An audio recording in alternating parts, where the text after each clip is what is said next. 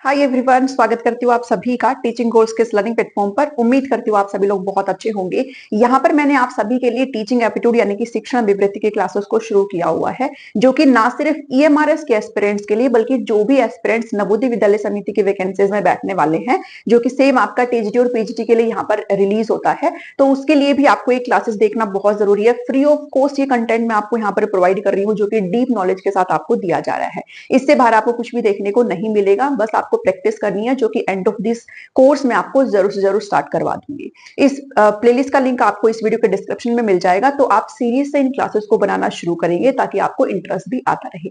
आज जो हम करने वाले हैं वो करने वाले हैं टाइप्स ऑफ टीचिंग, यानी कि शिक्षण के प्रकार। टीचिंग का टॉपिक अपने आप में एक बड़ा टॉपिक यहाँ पर हो जाता है, और इसके साथ जो टीचिंग का टॉपिक है वो आपका खत्म हो जाएगा। देन हम लर्नर्स की तरफ बढ़ेंगे यहाँ पर, यानी कि लर्निंग की तरफ यहाँ पर बढ़ेंगे। तो टाइप्स ऑफ टीचिंग में मैंने यहाँ पर 5 टाइप्स यहाँ पर रखे हैं, जो कि बेसिस है, मतलब विभिन्न आधारों पर आपके लिए यहाँ पर ये गठित है। ठीक है, ध्यान देना, ये जो टाइप्स ऑफ टीचिंग है वो किस बेस के ऊपर है आपके, ये आपको पता होना चाहिए, किस आधार पर है। जैसे यहाँ पर आपका 1 नंबर पर है कि ऑब्जेक्टिव्स ऑफ टीचिंग, यानी कि शिक्षण के उद्देश्य के आधार पर। तो ये जो जितने भी टाइप्स आपको यहाँ पर दे रहे हैं, जो कि आपको 5 टाइप्स के टीचिंग आपको यहाँ पर दिखाई दे रहे हैं, तो ये इन सभी बेसिस के ऊपर, और ये इनके सब टाइप्स यहाँ पर है जिनको आपको समझना है। सबसे 1 पर हम समझेंगे ऑब्जेक्टिव्स, यानी कि शिक्षण के उद्देश्यों के आधार पर जो शिक्षण है वो कितने प्रकार का होता है। तो वो 3 प्रकार का होता है, कॉग्निटिव, अफेक्टिव एंड साइकोमोटर। और नाम से अगर आपको थोड़ा बहुत हल्का भी अगर याद आ रहा है, तो ये सारी की सारी चीजें, ये तीनों पॉइंट्स हम कहां पर पढ़ते हैं, ब्लूम टेक्सोनोमी के अंदर पढ़ते हैं, ब्लूम के वर्गीकरण के अंदर पढ़ते हैं। और यहाँ पर मैं आपको हल्की सी जानकारी दूंगी, क्योंकि ब्लूम का टॉपिक आपका नेक्स्ट ही आने वाला है। लर्निंग के चैप्टर को शुरू करने से पहले मैं ब्लूम टेक्सोनोमी ही आपको कराऊंगी, तो नेक्स्ट टॉपिक में आपको वही यहाँ पर देखने को मिलेगा। उसके अंदर ये तीनों पॉइंट्स, यानी कि जो तीनों टाइप्स है वो बहुत डीप आपको करवाए जाएंगे। तो फिलहाल मैं आपको सिर्फ ऊपर ऊपर से जानकारी दे रही हूँ, बिकॉज डीपली इसको हम एक क्लास के अंदर कवर करेंगे। ठीक है, ऑब्जेक्टिव्स के अकॉर्डिंग अगर पूछे तो ब्लूम ने, ठीक है, बेंजामिन ब्लूम ने शिक्षण के उद्देश्यों को यहाँ पर वर्गीकृत करके हुए 3 टाइप्स हमें दिए हैं, cognitive domain, affective domain and psychomotor domain. Cognitive domain का मतलब क्या है? कॉग्निटिव का मतलब होता है कि आपका लाइक माइंड पावर, आपका मेंटल पावर, आप कैसे सोचते हैं, कैसे समझते हैं, कैसे अप्लाई करते हैं, कैसे इवेलुएट करते हैं, ये जो जितनी भी सारी प्रोसेस है, कैसे आप चीजों को देखते हैं, आपका प्रॉब्लम सॉल्विंग का प्रोसेस कैसा है। तो दिमाग से काम करने वाला सारा चीज आपका किसके तहत जाता है? कॉग्निशन के तहत जाता है, जो कि हम पियाजे के अंदर भी बहुत अच्छी तरीके से पढ़ते हैं। तो कॉग्निशन का मतलब क्या है? आप कैसे प्रॉब्लम को सॉल्व करते हो, ठीक है, कैसे आप रिमेंबर करते हो, कैसे आप अंडरस्टैंड करते हो। तो इसके काफी सारे पॉइंट्स हैं जो कि हम ब्लूम टेक्सोनोमी के अंदर पढ़ेंगे। ठीक है, तो आप बस इतना ध्यान में रखिए कि ये हेड से रिलेट करता है, यानी कि आपके मस्तिष्क से रिलेट करता है। ठीक है, किससे रिलेट करता है? मस्तिष्क से रिलेट करता है। तो आप अपने नोट्स में बस फिलहाल इतना लिख लीजिए, बाकी की सारी चीजें आपको नेक्स्ट क्लास में इंट्रोड्यूस कर दूंगी। अफेक्टिव का मतलब क्या है? ये आपके हेड पार्ट से अगर रिलेट करता है तो ये आपके हार्ट पार्ट से रिलेट करता है। ठीक है, यानी कि जो हृदय है आपका उससे रिलेट करता है। यहाँ पर किन की बात करी जाती है? आपके इमोशंस, इमोशनल एस्पेक्ट्स को यहाँ पर देखा जाता है, भावनाओं की यहाँ पर बात करी जाती है। ठीक है, किसकी बात करी जाती है? भावनाओं की बात करी जाती है। इसके भी सब टाइप्स है जो कि आपको ब्लूम टेक्सोनोमी के अंदर पढ़ने को मिल जाएंगे। साइकोमोटर का मतलब क्या है? यहाँ पर हम 3 H की बात करते हैं। ठीक है, इन तीनों में head, heart and this one is hand. Psychomotor का मतलब क्या है? जब आप चीजों को अपने हाथ से खुद करते हुए देखते हो। ठीक है, तो ये हैंड पार्ट है। इसमें आपका कौन सा एस्पेक्ट देखा जाता है? डूइंग एस्पेक्ट, यानी कि करके देखने पर यहाँ पर फोकस किया जाता है कि आप चीजों को स्वयं जो है वो करके देखते हो। फिलहाल के लिए आप बस इस चीज को इतना ही समझ लीजिए, बिकॉज ब्लूम के अंदर पूरा कंप्लीट ये चीज मैं आपको समझाने वाली हूँ। ओके, तो ऑब्जेक्टिव्स के अकॉर्डिंग अगर बताया जाए कि शिक्षण कितने प्रकार के होते हैं, तो कॉग्निटिव, अफेक्टिव, साइकोमोटर, संज्ञानात्मक, भावात्मक और क्रियात्मक। इसको गत्यात्मक भी बोल देते हैं। तो हिंदी में प्लीज, हिंदी वाले थोड़ा सा इंग्लिश में भी टाइप्स को जो है ध्यान में देना है आपको। उसके बाद नेक्स्ट जो टाइप्स है भाई, शिक्षण का जो अगला प्रकार है वो किसके ऊपर आधारित है? सिस्टम ऑफ गवर्नमेंट, शासन प्रणाली के अकॉर्डिंग शिक्षण कितने प्रकार का होता है? तो शासन प्रणाली के अकॉर्डिंग शिक्षण 3 प्रकार का होता है, ऑटोक्रेटिक टीचिंग, डेमोक्रेटिक टीचिंग और लेजिस्लेटिव टीचिंग। ओके, तो ऑटोक्रेटिक टीचिंग में आपको पता है भाई, जो एनवायरमेंट है पूरा वो किसके कंट्रोल में होता है? टीचर के कंट्रोल में होता है। ठीक है, शिक्षक के कंट्रोल में होता है। और जो स्टूडेंट्स होता है वो बिल्कुल किस फॉर्म में होता है, वो कैसी भूमिका में होता है, जो छात्र होता है वो पैसिव होता है, निष्क्रिय फॉर्म में होता है। तो प्लीज इस चीज को अपने शब्दों में लिखते रहिएगा कि जो छात्र है वो पैसिव फॉर्म में होते हैं। पूरा का पूरा जो एनवायरमेंट है वो टीचर के हाथ में होता है। टीचर जो बच्चे को पढ़ाएगा वही बच्चा चुपचाप पढ़ करके बैठ जाएगा, ना वो क्वेश्चन पूछता है, ना उसको क्वेश्चन पूछने की आजादी है। जो एनवायरमेंट है, जो वातावरण है, पूरा कैसा है, नियंत्रण में है, किसके, टीचर के नियंत्रण में है। ठीक है, तो ये टीचर सेंटर्ड है, पूरी तरीके से चाइल्ड सेंटर्ड नहीं है। ऑटोक्रेटिक की अगर बात करें तो नेक्स्ट, अगर डेमोक्रेटिक यानी कि लोकतंत्र की यहां पर बात करें तो यहां पर जो है इन्वॉल्वमेंट देखी जाती है दोनों की। ठीक है, यहां पर जो चाइल्ड है, जो बच्चा है, वो क्या है भाई, आप कह सकते हो ये चाइल्ड सेंटर्ड है। ठीक है, ये चाइल्ड सेंटर्ड भी है और इसमें जो है शिक्षक और चाइल्ड दोनों ही आपस में अपनी अपनी भूमिका निभा रहे हैं। टीचर भी यहाँ पर एक्शन कर रहा है और बच्चे भी यहाँ पर वापस से फीडबैक दे रहे होते हैं, मीन्स रेस्पॉन्स यहाँ पर कर रहे होते हैं। तो इसमें टीचर भी एक्टिव होता है और इसमें जो है बच्चा भी एक्टिव होता है।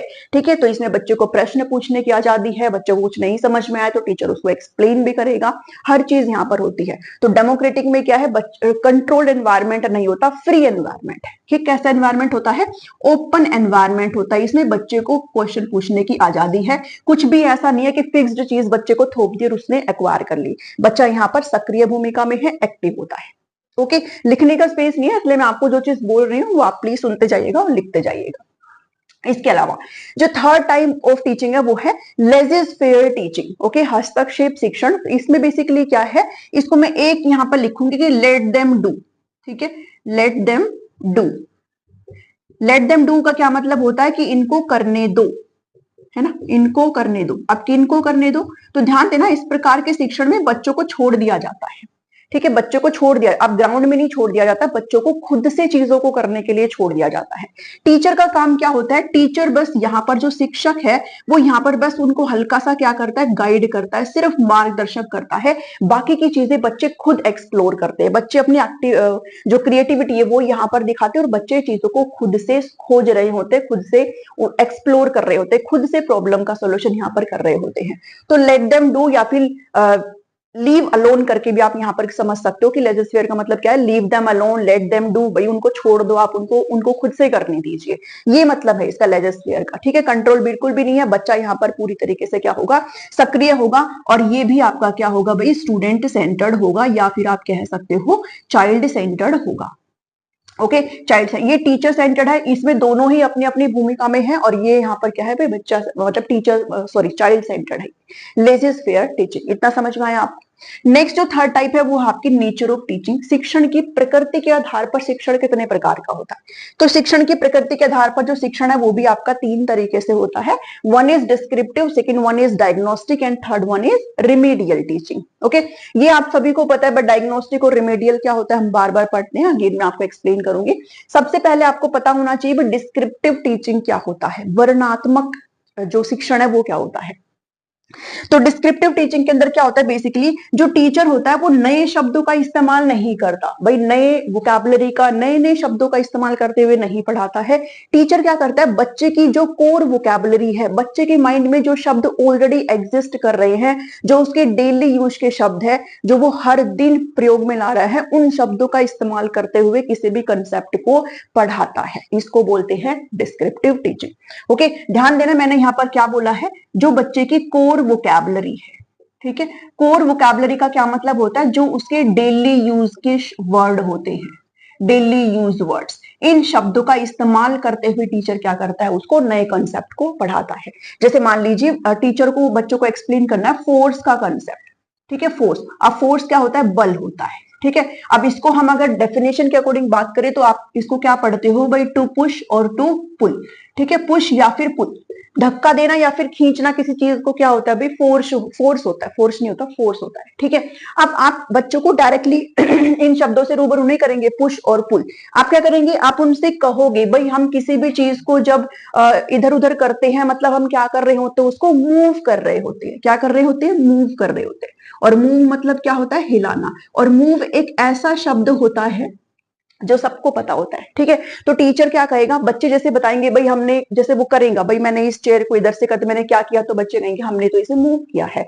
तो टीचर उसी में ही एड ऑन करेगा। मूव क्या है, उसका एक कोर वर्ड है, कोर वोकैबुलरी वर्ड है जो वो डेली यूज करता है। तो इसी को ही और एडिशनल, ठीक है, उसको और डिस्क्राइब करते हुए टीचर क्या कहेगा कि हम पुल पुश, और जब पुल करते हैं किसी भी चीज को तो उसे क्या बोलते हैं, फोर्स बोलते हैं। ठीक है, बल लगाना हम बोलते हैं, किसी चीज को खींचते हैं, किसी चीज को धक्का देते हैं। तो ऐसे क्या करेगा टीचर, जो बच्चे के पास ऑलरेडी शब्द है उनका इस्तेमाल करते ही हम उसको और जो नए कंसेप्ट है वो पढ़ाने की कोशिश करते हैं। डायरेक्टली नए शब्दों का इंट्रोडक्शन हम बच्चे को नहीं करते। क्लियर बात है, समझ में आया? तो this is descriptive teaching. Next अब बात करते हैं, दोनों को इकट्ठा लेकर के चलेंगे, डायग्नोस्टिक और रिमीडियल क्या होता है। देखो, डायग्नोस्टिक का मतलब होता है डायग्नोज करना। एक डॉक्टर अपने पेशेंट की बीमारी को ट्रीट करने से पहले पता लगाता है, डायग्नोज करता है कि आखिर इसको हुआ क्या है।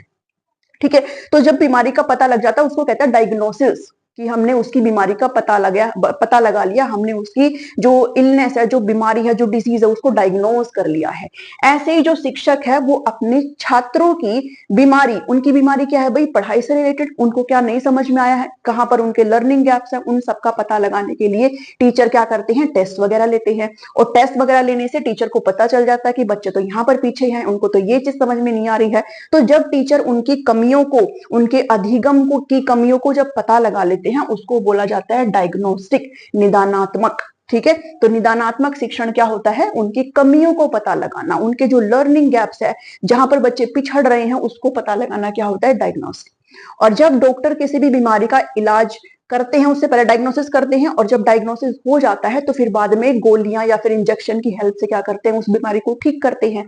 ऐसे टीचर यहाँ पर करेंगे कि जब पता लगा लिया है कि बच्चा यहाँ पर पीछे जा रहा है, तो फिर और अच्छे अच्छे मेथड्स की हेल्प से और अच्छी अच्छी रेमेडीज आप कह सकते हो भाई, एड्स की हेल्प से, ठीक है, टीचिंग मेथड्स की हेल्प से, मल्टीपल रिसोर्सेज की हेल्प से, अच्छे अच्छे भयंकर एग्जाम्पल की हेल्प से टीचर क्या करेंगे, उस कॉन्सेप्ट को क्लियर करने की कोशिश करेंगे। उसको क्या बोलते हैं, रिमीडियल टीचिंग, उपचारात्मक शिक्षण। ठीक है, यानी कि लर्निंग गैप्स का पता लगाना डायग्नोस्टिक होता है, और रिमीडियल टीचिंग क्या होता है, जब हम उसका उपचार करते हैं, जब हम बच्चे की उस लर्निंग गैप्स का उपचार करते हैं, जब हम उसको करेक्ट कर देते हैं। अब जो बच्चे की बीमारी है, जो कि लर्निंग रूपी बीमारी है, जो बिल्कुल ठीक हो गई है, वो किसकी हेल्प से, रिमीडियल टीचिंग की हेल्प से यहाँ पर ठीक होगी।